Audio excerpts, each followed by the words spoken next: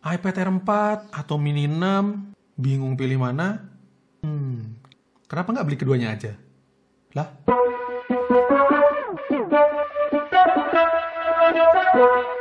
well, membeli keduanya sekaligus memang akan selalu jadi opsi ya. Ya, selama ada duitnya sih ya nggak masalah kali ya. Tapi enggak. Satu aja cukup, nggak usah banyak-banyak. Anyway, buat kamu yang perlu mempertimbangkan beli di antara kedua opsi ini, saya mau kasih rekomendasi sekaligus sharing pengalaman saya pakai kedua tablet iPad ini yang menurut saya, ini adalah tablet-tablet paling value for money di kelasnya masing-masing. So, let's go.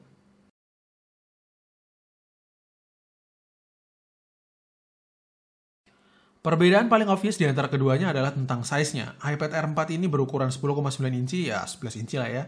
Kemudian iPad mini 6 ini ukurannya 8,3 inci. Dengan basic desainnya sama, mengikuti tren desain iPad Pro terbaru, dengan desain flat aluminium frame, side bezel yang tipis dan proporsional, serta keempat sudut layarnya melengkung.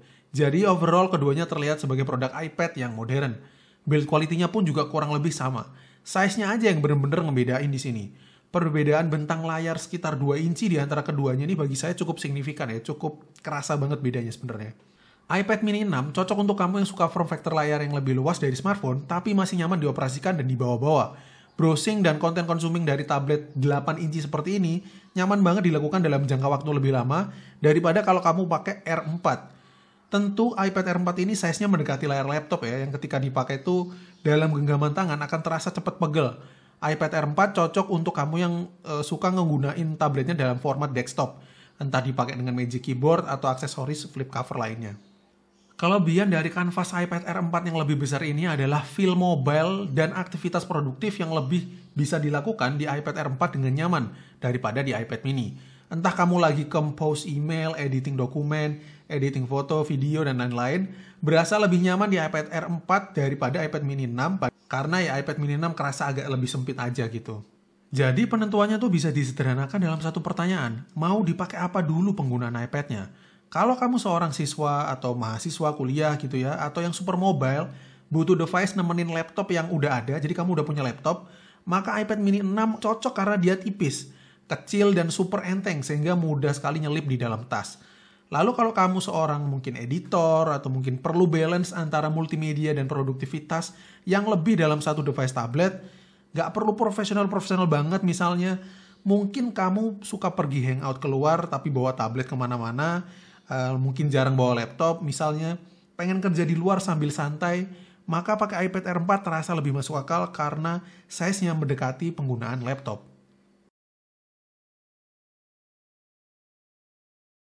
Secara umum bagi saya kualitas layar keduanya cukup setara. iPad Air 4 itu 264 ppi, iPad mini 6 itu 327 ppi. Nggak beda jauh karena iPad Air 4 size-nya kan jauh lebih gede. Sama-sama menggunakan refresh rate 60Hz Liquid Retina IPS, sama-sama 500 nits typical brightness-nya, sama-sama white color gamu juga. Jadi harusnya layarnya kurang lebih bisa dibilang sama aja. Tapi, dalam experience saya pakai keduanya, saya nemuin kalau si iPad mini 6 ini layarnya jauh lebih gampang kotor dibandingkan iPad Air 4. But hear me out. Of course, layar segede ini bakal cepat kotor. Tapi device Apple contohnya seperti iPhone gitu ya, punya oleophobic coating yang tebal. Jadi ketika diusap pakai jari, dia itu mudah dibersihkan. Nah ini di iPad mini 6 entah kenapa agak beda nih. Sekalinya kotor, susah banget bersihinnya meskipun udah pakai lap microfiber. Jadi saya ngerasa ada beda nih di finishing atas layarnya. Sedangkan saya nggak ngerasain ini sama sekali di iPad Air 4. Ya sebenarnya ini sih nggak jadi bener-bener pengaruh ya, karena saya pun juga yakin 95% orang pasti bakal kasih tempered glass atau hydrogel minimal di tablet mereka. Tapi ya just let you know aja kalau ini experience yang saya alami.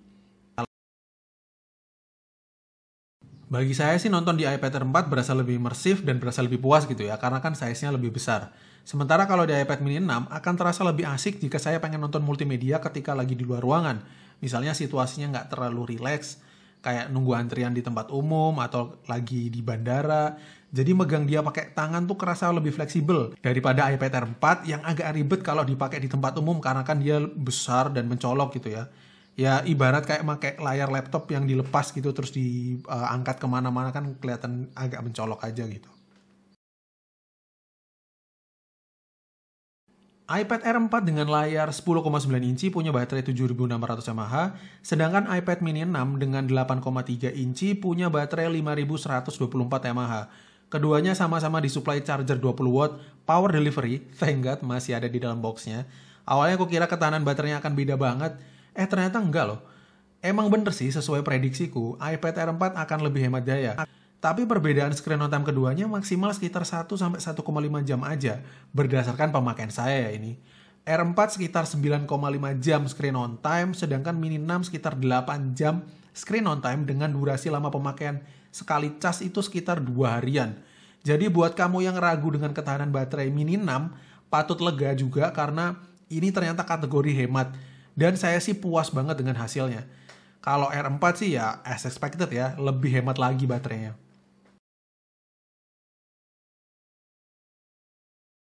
iPad Air 4 keluar di Oktober 2020 dengan SoC Apple A14 Bionic yang udah jadi lompatan yang cukup kerasa dari iPad Pro 2020 yang pakai Apple A12Z.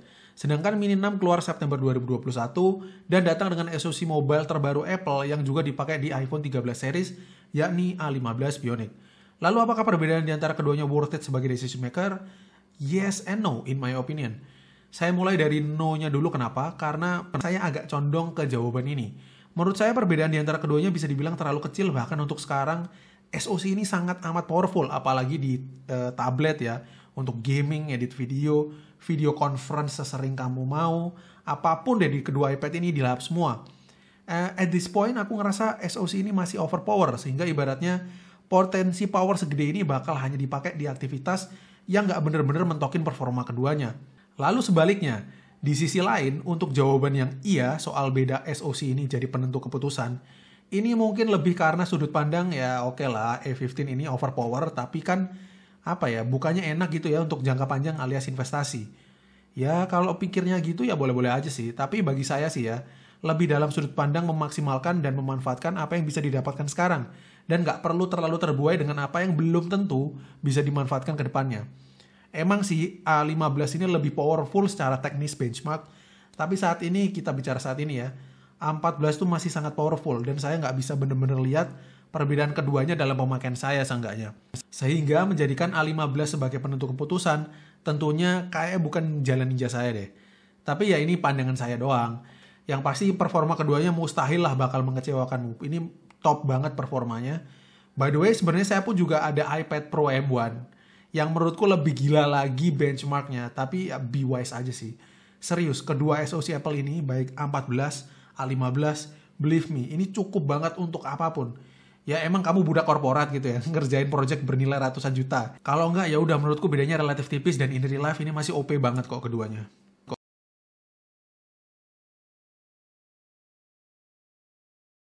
Selain yang udah dibahas, kedua iPad ini sama-sama memiliki USB Type-C, sama-sama memiliki fingerprint di power buttonnya, sama-sama memiliki support Apple Pencil Gen 2 yang ditempelkan magnetik di sisi atas bodi saat posisinya landscape. Cukup banyak sebenarnya fitur-fitur yang sama, tapi tetap ada perbedaan minornya juga. Yang ada di iPad Air 4 tapi tidak ada di Mini 6 adalah magnetic pin connector untuk aksesoris Magic Keyboard. Dan Air 4 ini bisa langsung pakai Magic Keyboard seperti di iPad Pro, jadi ini menurutku big deal sih. Kemudian fitur iPad Mini 6 tapi nggak ada di iPad Air 4 adalah Center Stage. Fitur Center Stage di kamera depan Mini 6 ini diturunkan langsung dari iPad Pro terbaru juga. Jadi sama-sama comot pasang fitur iPad Pro di sini. Untuk fitur Center Stage ini adalah fitur yang menarik banget untuk digunakan untuk kamu yang suka video conference atau presentasi online yang dinamis, sehingga dengan posisi kameranya stationary, tapi framing kamera akan tetap mengikuti pergerakanmu. Ini sebenarnya udah cukup banyak dibahas sih. Cuman kalau aku pribadi sebenarnya nggak bener-bener pakai fitur ini. Cuman untuk kamu yang butuh, it's really nice to have. Kalau kamu peduli dengan opiniku, sebenarnya aku lebih suka tablet yang bisa dimaksimalkan untuk multimedia, tapi juga bisa dijadiin perangkat kerja dadakan gitu. Jadi layarnya lebar, dan support Magic Keyboard yang bikin dia bisa jadi auto device penunjang kerja juga. Soal lain-lain, saya rasa iPad Air 4 masih sangat-sangat bersaing dan head to head dengan Mini 6 meskipun speknya secara angka ada di bawah iPad Mini 6. Di sisi lain, iPad Mini 6 ini luar biasa menarik ya, karena praktis. Bagiku ini adalah tablet mini dengan size 8 inci dengan price to performance terbaik. Ini tablet mini performa tinggi paling oke. Dan nggak ada lagi menurutku yang bisa ngalahin value-nya iPad mini 6 di kelas ukurannya ini ya. Khususnya buat kamu yang siswa sekolah atau mahasiswa, atau mungkin orang-orang dewasa juga bisa tapi butuh tablet dengan performa bagus yang masih sangat portable di bawah-bawah. Bisa dipakai di sofa sambil tiduran, atau bahkan sambil berdiri nunggu antrian di tempat umum. Namun tetap punya segudang pembaruan terkini seperti Type-C, dengan dukungan Apple Pencil generasi kedua yang bisa ditempel di atas layaknya iPad Air 4 dan iPad Pro M1. Maka dalam sekejap tablet mungil ini juga bisa loh jadi alat ilustrator portable. Jadi pada akhirnya ini semua soal kebutuhan. Pahami dulu kebutuhanmu, maka pasti bisa memilih produk yang tepat. Jadi produknya yang nyesuaiin kebutuhanmu, jangan kebalik. Kamu butuhnya apa? Misal cuma butuh untuk sekolah, tapi belinya iPad M1 misalnya, ya overkill lah. Jadi pertama breakdown dulu kebutuhannya apa, baru lihat opsi yang ada dan budgetnya berapa. Oke, semoga bisa ngasih referensi ya. Thanks for watching and I'll see you guys on the next episode. Bye.